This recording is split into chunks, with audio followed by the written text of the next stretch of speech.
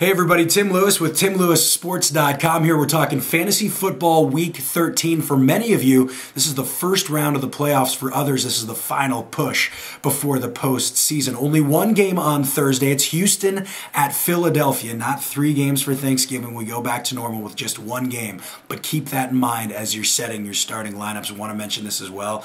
I was going to give you a new backdrop with my Christmas tree as the backdrop, but it didn't look very good. It looked like it was growing out of my head.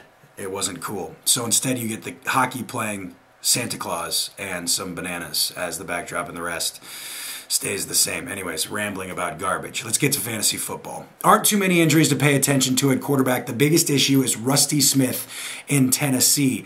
He was just as bad as everyone expected. Now, Kerry Collins is listed as questionable. He was healthy enough to be Smith's backup last week, so I do expect him to play this week. I'm sure Tennessee Titans fans are praying as hard as they can as well. If Collins does play, he has a decent matchup against Jacksonville. Smith was so bad last week that the Houston Texans no longer have the worst pass defense in the NFL. The New England Patriots do. That means Mark Sanchez has a solid matchup this week. Houston's pass defense still is terrible, so that means Michael Vick should be able to bounce back with no problems on Thursday. He had a tough time against Chicago, but again, he should be okay against the Texans. Now I'm going to call Sam Bradford my sleeper this week. He threw for 308 yards and 3 touchdowns last week against Denver.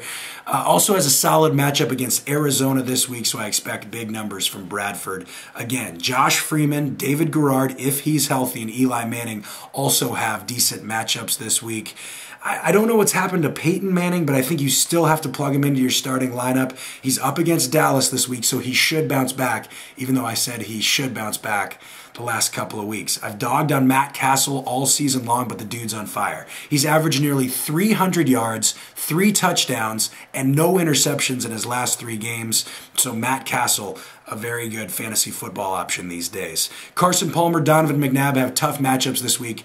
I'd stay away from them if I can.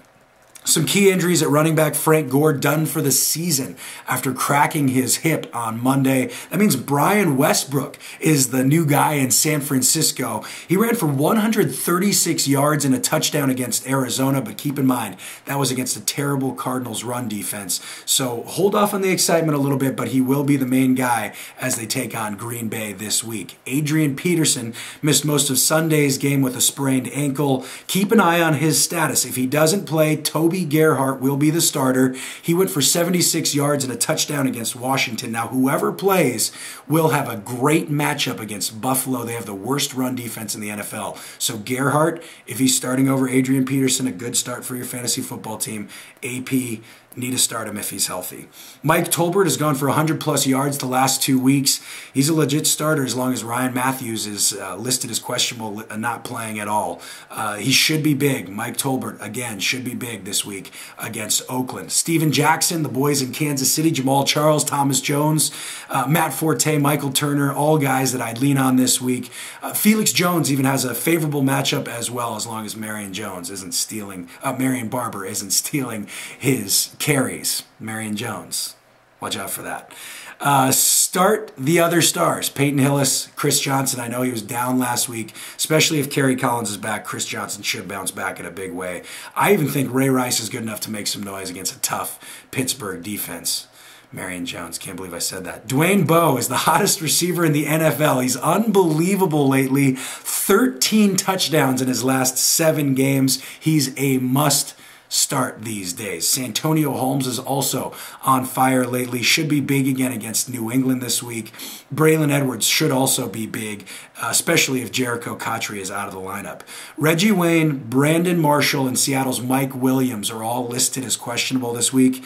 Vincent Jackson's return didn't last very long. He tweaked his calf. He's expected to miss this week and maybe even longer, so that means Malcolm Floyd-Star is back on the rise. Somehow, I don't know how, Andre Johnson avoided a suspension after throwing a few haymakers at Cortland Finnegan last week. That's great news for Andre Johnson owners. I even own him in one of my leagues, so it's kind of a relief, but still questioning what the NFL was thinking there. Andre Johnson, I feel like, should have been suspended. Watch out for Deshaun Jackson and Jeremy Maclin this week. Mario Manningham should also be big. Roddy White should all start for your team this week. Also like the St. Louis receiving corps. Like I said, Sam Bradford, my sleeper this week. So Danny Amendola is a guy that I'd lean on this week. Let me know if you have any other questions about wide receivers. Sometimes it's hard to talk about all the guys that I think are going to do really well this week. Antonio Gates returned last week at tight end, but he just didn't look like himself. If he's fully healthy, he has a solid matchup against the Raiders this week. As expected, Kevin Boss became a big-time target for the New York Giants because they have so many injuries at wide receiver. Again, he has a great matchup against Washington this week. Jacob Tamme continues to be solid. Keep plugging him into your starting lineup. Now, Dustin Keller appeared to bounce back on Thanksgiving. He was the Jets' leading, not wide receiver, but leading receiver in that game. New York has a favorable matchup, like I've mentioned a couple times, against New England this week. So Keller is a guy you might want to start, at least take a flyer on if you want to take a gamble at tight end. Tony Gonzalez also returned to Pro Bowl status with a great game, 6 catches, 51 yards, and a touchdown last week. We'll see if he can keep that going against Tampa Bay. I think he can.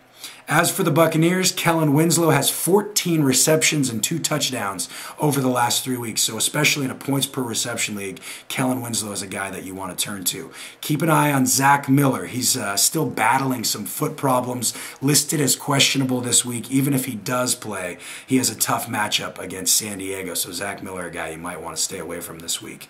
As for defense, Seattle allowed 42 points last week against Kansas City, but they get Carolina this week at Quest Field. So that's my sleeper pick, the Seattle Seahawks. I like the Ravens, Steelers, Packers, and Bears this week. Obviously not going out on a limb with any of those teams. All solid starts if you want to start them. Also, want to throw out some love for the Rams as they're facing Arizona this week. I would avoid Cincinnati, Washington, and Oakland. A lot of people picked up the Raiders because they were playing Miami last week. That backfired big time. I'd say drop the Raiders as soon as you can. They're not worth having as a defense. That's it for this week. I'm open to all of your questions. Like always, I didn't get a chance to touch on all the wide receivers I'd like to, tight ends, defenses, anything you want to ask me, quarterbacks, running backs, I'll just throw it all out there.